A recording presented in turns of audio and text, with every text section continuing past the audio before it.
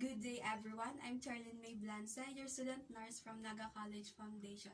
For today's video, I'm going to assess the lungs and thorax. But before that, let me gather all the needed materials and perform the hand hygiene.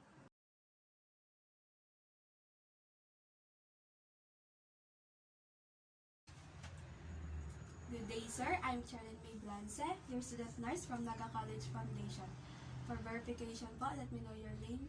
I am Carl Peñas, How about your birthday? April 30, 2000. Ilang taon na po kayo? 22 po. Okay, sir. So, before I start explaining the procedure, can I ask po kung ano ang i-address kong name po sa inyo? Carl na lang po, kung okay lang. Okay po. So, interviewin ko po muna kayo para makakalap ng So, for the current symptoms, may problema po ba tayo sa paghinga? Wala po. Okay po. Okay, how about chest pain po? Wala naman po. Sa cough po, meron po ba tayong cough? Wala po. Sa past history po naman, may prior respiratory problems po ba tayo? Wala naman po.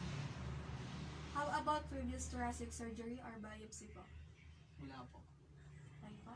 Sa allergies, meron po ba tayong treatment sa ginagamit na medications? Wala po. How about po sa pulmonary studies test? Nagkaroon po ba kayo ng X-ray, skin test, or influenza immunization? Wala po. For the family history po, meron po bang lung disease na history ng family niyo? Wala po. For the health problems po, gumagamit po ba tayo ng cigarettes? Hindi po. How about exposure po sa environmental conditions? Meron po ba tayong exposure na nakaka-affect ng breathing sounds such as secondhand smoking? Wala po. Sa difficulty po, meron po ba tayong difficulty in performing in our usual daily basis? Wala po. Degree of stress po sir, na-stress po ba tayo? Hindi naman po kayo. Nakaka-affect po ba yun sa paghinga niyo po? Hindi naman po stress case.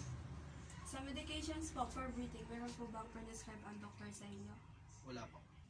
Okay sir, for our assessment today, I'll be assessing your thorax, particularly in the posterior part of your thorax. Also, yung lungs din po natin, iti-check ko po. So, for this assessment, kinakailangan ko pong i-inspect, palpate, percuss, and auscultate, or listen po sa inyong breath sounds. So, is that okay with you, sir? Yes.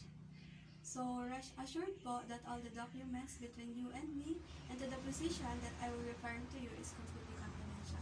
Sige po. So, I will leave you for a while, sir, to provide privacy. So, for the first one, I'll be inspecting for the shape, the configuration of the chest wall, as well as the position of the scapula. I will be inspecting for the accessory muscle and the posture of the patient. Can you please inhale, sir? Exhale. Again po, inhale. Exhale. Okay po. For the next one, I'll be palpating for tenderness and sensation. So, please allow me to put on gloves. Okay, so I already put on the gloves and right now, I'll be palpating for tenderness and sensation as well as for the additions if there are any personal issues.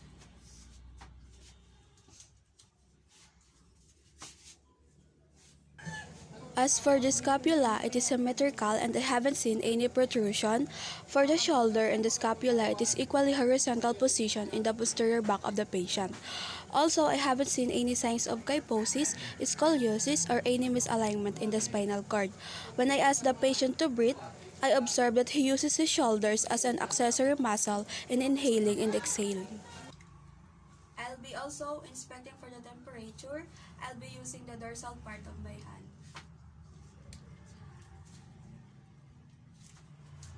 For the temperature, it is equally bilateral as I observe and touch the patient's back using the dorsal part of my hand. It is warm, it is not too hot. The client also said that he has no pain.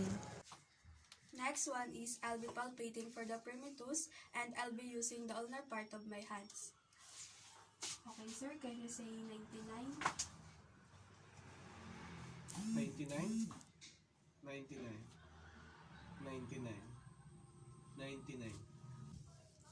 Next one, I'll be observing for the chest expansion, and for me to observe that, I'll be putting the thumbs on the T9 and T10 of the patient. So, I'll just observe for the movement of my thumb.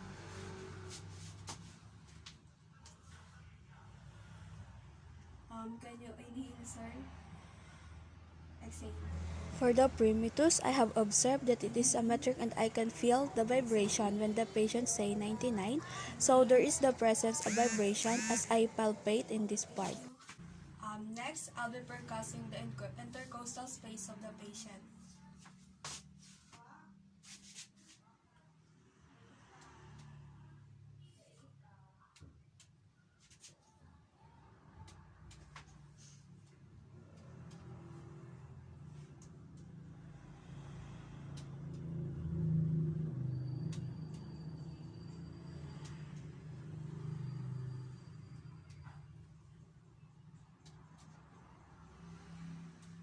So I have observed the resonance, the dullness, and the flatness as I percuss the client's back. So next, I'll be percussing and performing the diagrammatic excursion. So, allow me to get a ruler and a marker. Next, I'll be percussing and performing the diagrammatic excursion. So allow me to get a ruler and a marker.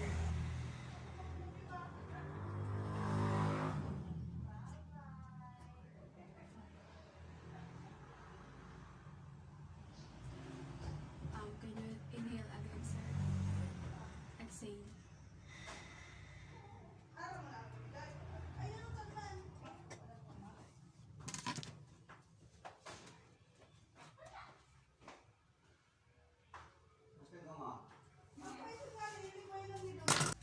The next part of our assessment and the last part, I'll be auscultating the breath sounds of the patient and observe if there are any possible or if there are any presence of normal results. So, I'll be using my stethoscope.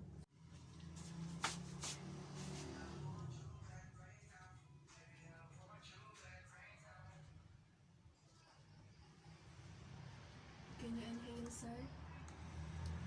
Exhale. Inhale. Exhale.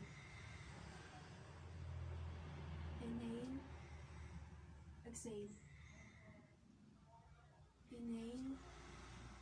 Exhale. Inhale. Exhale.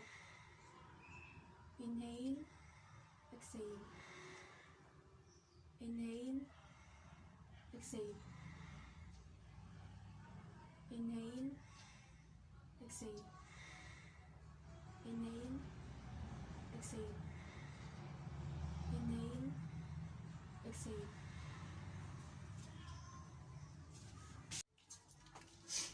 So for the next one, I'll be observing and auscultating for the voice sound of the patient in the chest. So I'll be performing the first breath trial.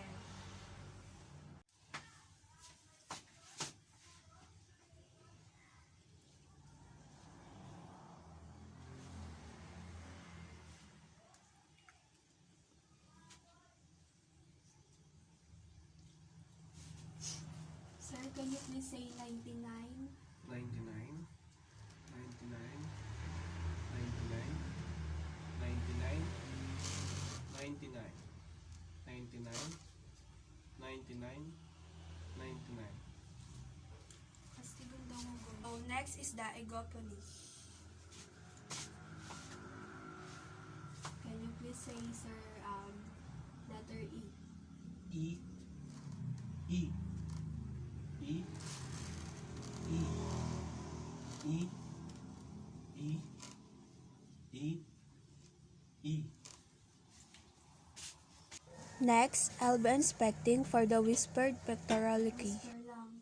As I auscultate the best sounds of the patient, I haven't observed any adventitious sounds or any abnormal sounds. I haven't observed any crackles, any wheezing, any pleural friction drop, no presence of cigarette or surgeries. After that, I'll ask the patient to change his patient's gowns in his clothes and I'll be removing my gloves. So that's all, sir. Thank you so much for attending.